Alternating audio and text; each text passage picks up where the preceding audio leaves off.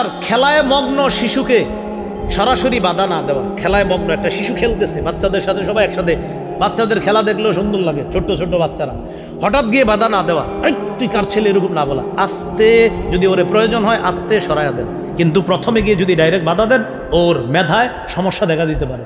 এই জন্য ওরে সরাসরি গিয়ে জোরে বাধা না দেওয়া। আনাস রাদিয়াল্লাহু তাআলা আনহু বলেন, নবীজি আমারে এক কাজে পাঠাইছে, আমি দেখি শিশুরা খেলতেছে, আমি ওদের সাথে খেলা শুরু করে দিচ্ছি।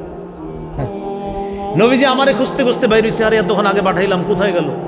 আয়েশা দেখে কি আল আবু মাআল গিলমান, সহিহ মুসলিমের হাদিস, দেখে কি সহিহ মুসলিমের 6272 নম্বর হাদিস। মাদ্রাসার পাঠ্যপুস্তক অনুসারে আপনার 3033টা হাদিস হবে, আর আপনারা যারা পকেটের উস্তাদ চালান ওই উস্তাদ অনুযায়ী 6272 নম্বর হাদিস।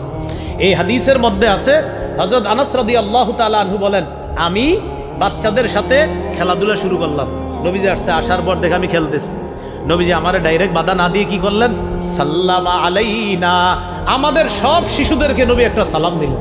সুবহানাল্লাহ, আসসালামু আলাইকুম, মানে শিশুদেরকে। আপনি চিন্তা করেন, শিশুদেরকে এই এলাকার বড় আলেম যদি একটা সালাম দেয়, আসসালামু আলাইকুম, ওদের মনটা কত খুশি হবে যে এলাকার বড় একজন আলেম ওদেরকে সালাম দিছে, ইমাম সাহেব ওদেরকে সালাম দিছে, এলাকার এমপি সাহেব ছোট্ট ছোট্ট শিশুরা খেলতেছে ওদেরকে বলছে আসসালামু আলাইকুম, কত খুশি হবে ওরা। হ্যাঁ, তো শিশুদেরকে, খেলায় মগ্ন শিশুকে প্রথমে গিয়ে সরাসরি বাধা না দিয়ে আস্তে ওরে সুন্দরভাবে যদি প্রয়োজন হয় বাসায় আনার, আস্তে আনবো।